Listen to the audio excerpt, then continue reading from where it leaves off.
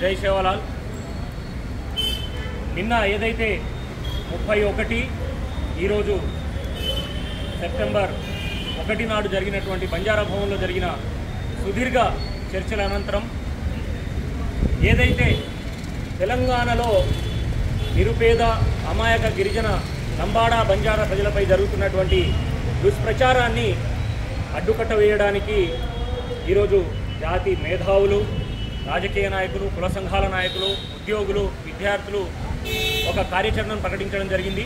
అందులో భాగంగా తెలంగాణలో ఉన్నటువంటి ఏదైతే లంబాడీల యొక్క మూలాలను కూడా ఏ విధంగా సమాజానికి ప్రచురించాలి, ఏ విధంగా బహిర్గతం చేయడంతో పాటుగా వలసవాదులు కాదు మూలవాసులు అనే విధంగా లంబాడీలను గుర్తించే విధంగా సమాజం మమ్మల్ని ఏదైతే ముద్ర వేసిందో దాని నుంచి బయటికి తీసుకురావడంతో పాటుగా సుప్రీంకోర్టులో ఏదైతే మాజీ ఎంపీ మరియు ప్రస్తుత ఎమ్మెల్యేలు లంబాడీలు గిరిజనులు కాదు, వారికి గిరిజన చట్టాలు వర్తించవు, రిజర్వేషన్ వర్తించకూడదని చెప్పేసి అప్రజాస్వామికంగా అన్యాయంగా సుప్రీంకోర్టులో కేసు ఫైల్ చేయడం జరిగింది. మరి దీనికి కూడా గౌరవ దేశ ఉన్నత న్యాయస్థానం సుప్రీంకోర్టు అటు కేంద్ర ప్రభుత్వానికి ఇటు రాష్ట్ర ప్రభుత్వానికి కూడా రిజైండర్ అడగడం జరిగింది.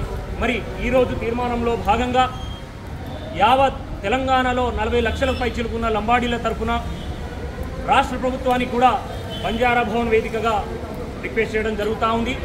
ఏదైతే ఆనాడు 1976 నాడు అప్రజాస్వామికంగా దొంగదారిన లంబాడీలు గిరిజనులుగా వచ్చారా, లేదా పార్లమెంట్లో చట్టం ఆమోదించిన తర్వాతనే గెజిట్ పాస్ అయిందా అనేది కూడా రాష్ట్ర ప్రభుత్వము సుప్రీంకోర్టుకి తెలియజేయాల్సిన అవసరం ఉంది.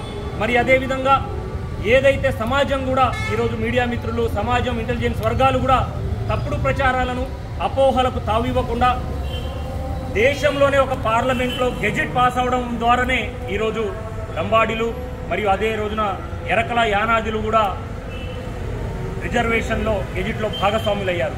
మరి దానిని రాష్ట్ర ప్రభుత్వం పరిధిలో లేదు, మరియు రాష్ట్ర హైకోర్టులో పరిధిలో లేదు, సుప్రీంకోర్టు పరిధిలో లేనటువంటి అంశం ఇది కేవలము పార్లమెంట్లో మాత్రమే ఒక చట్టాన్ని, ఒక కులాన్ని తీయాలన్నా, ఒక కులాన్ని కలపాలన్నా కానీ రాజ్యాంగ పరిధిలో, అది ముఖ్యంగా పార్లమెంట్ పరిధిలో జరగవలసిన అంశము. దీనికి కూడా ఉన్నత న్యాయస్థానం సుప్రీంకోర్టు ఇచ్చిన ఏదైతే అడిగినటువంటి రిజైండర్ని గౌరవిస్తూ ఉన్నాము, దానిని కూడా మేము గౌరవప్రదంగానే ఈరోజు ఎవరి యొక్క హక్కుని కాలరాయట్లేదు, ఎవరి యొక్క ఆస్తులను కొల్లగొట్టట్లేదు, ఎవరిని కూడా ఈ తెలంగాణలో లంబాడీలు కష్టజీవులుగానే ఈ రోజు కూడా తెలంగాణలో తినడానికి లేనటువంటి లంబాడా బిడ్డలు ఈరోజు తండాలో కనబడుతూ ఉన్నారు. ఈ రోజు కూడా కూడు గూడు గుడ్డ లేకుండా కడుపులో పుట్టినటువంటి పిల్లలను కూడా అమ్ముకునే పరిస్థితి ఈరోజు తెలంగాణలో కనబడతా ఉన్నాయని కేంద్ర ప్రభుత్వం యొక్క నివేదిక ఇప్పుడు చెప్తా ఉంది. ఈరోజు వైద్య వ్యవస్థలో నేషనల్ ఏదైతే హెల్త్ వ్యవస్థ ఉందో ఈరోజు అత్యధిక భ్రూణ హత్యలు జరుగుతుంది కూడా అమాయక తండాలోనే జరుగుతుందని కూడా ఒకవైపు చెప్తా ఉంటే, మరోవైపు లంబాడీలు బాగుపడ్డారు, లంబాడీలు దోచుకుంటా ఉన్నారు, లంబాడీలను తరిమి కొట్టాలనే విధంగా చేస్తున్నటువంటి ఈ అసత్య ప్రచారాన్ని ఎక్కడ కూడా తావివ్వకుండా అమాయక గిరిజన పేద బడుగు బలహీన వర్గాలను అందరి అభివృద్ధిలో భాగంగానే సమాజం కూడా ఆలోచించాలి. ఈరోజు ఏదైతే మా ఆదివాసీ సోదరులకు ఏదైనా అన్యాయం జరిగితే దాన్ని చర్చలోకి తీసుకురావాలి. నాకు ఇది అన్యాయం జరిగిందని అడగాలి కానీ పక్కవాడికి అన్యాయం చేయాలని అడగడము దుర్మార్గకరమైనటువంటి ఈ వాదనను యావత్ సమాజం కూడా గుర్తించాలి.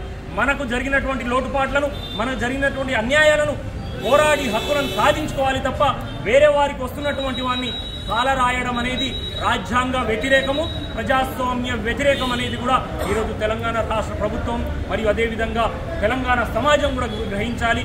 అమాయక గిరిజన మధ్య చిచ్చుపెట్టి రాజకీయాలు చేయాలని చేస్తున్నటువంటి వారిని ఎట్టి పరిస్థితుల్లో సహించకూడదని చెప్పేసి కూడా ఈరోజు తెలంగాణ లంబాడీ సమాజం ఒక సమావేశంలో తీర్మానం చేయడం జరిగింది. మరి దీనిని కూడా కట్టుదిట్టంగా రాబోయే రోజుల్లో గిరిజనుల మధ్య ఆనాడు 2017లో మీరు చేసినటువంటి కుట్రల వల్లనే ఆదిలాబాద్లో కొట్టుకొని చచ్చిపోయినటువంటి దుస్థితి చూసాం. ఈరోజు మరల లంబాడీలు, గోండ్లు, ఎరకలు, యానాదులు, కోయలు కొట్టుకొని చచ్చే పరిస్థితిని కూడా ఈరోజు రాష్ట్ర ప్రభుత్వం సహించకుండా వెంటనే కట్టుదిట్టం చేసే విధంగా సుప్రీంకోర్టుకి వెంటనే తీర్మానం పంపించాలి. మరియు గౌరవ రాష్ట్ర ముఖ్యమంత్రి వర్యులు కూడా ఇటువంటి అపోహలకు తావివ్వకుండా ఎవరి వాటా ఎవరి హక్కుని వారు కాలరాయకుండా ఏదైతే బాబాసాహెబ్ అంబేద్కర్ ఇచ్చినటువంటి రాజ్యాంగ హక్కులను ఎవరిని కాలరాసినా కానీ తప్పుడు ప్రచారం చేసినా కానీ ఆ పార్టీలో ఉన్న వారిని కూడా నిర్దాక్షిణ్యంగా సస్పెండ్ చేయాలని కూడా తెలియజేస్తా ఉన్నాం.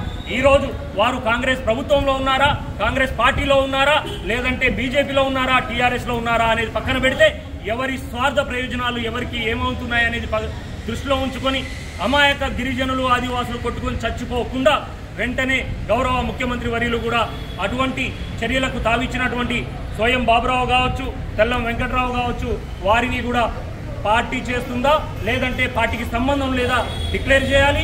అదేవిధంగా వారిపైన ఏదైతే ఇద్దరు మీ పార్టీలో కొనసాగుతున్నటువంటి ఎమ్మెల్యేల పైన వెంటనే చర్యలు తీసుకొని బహిర్గతం చేసి సస్పెండ్ చేయాలని కూడా డిమాండ్ చేస్తా ఉన్నాం. ఎందుకంటే ఇటువంటి మేధావి వర్గము ఈరోజు అసెంబ్లీలో కూర్చున్న వర్గమే ఈరోజు తప్పుడు వ్యాఖ్యలను, తప్పుడు వ్యవస్థను సమాజాన్ని తప్పుదో పట్టిస్తూ ఉన్నారు. కాబట్టి అటువంటి వారికి వెంటనే ఈ కేంద్ర రాష్ట్ర ప్రభుత్వాలు కూడా వెంటనే తీర్మానం చేసి ఇది ఎట్టి పరిస్థితుల్లో రాజ్యాంగబద్ధంగానే జరిగింది అనేది కూడా ఒక తీర్మానం చేసి సుప్రీంకోర్టు ద్వారానే ఈ వార్త వెలువరేలాగా సహకరించాలని చెప్పేసి ఈ ట్రాన్స్పరెన్సీని ప్రతి ఒక్కరికి రీచ్ అయ్యే విధంగా తెలియజేయాలని చెప్పేసి ఈ అవకాశం ఇచ్చినటువంటి మీడియా మిత్రులకి మరియు మా కుల సంఘాల నాయకులకు ప్రత్యేక ధన్యవాదాలు తెలియజేస్తూ జై తెలంగాణ, జై భారత్, జై బంజారా.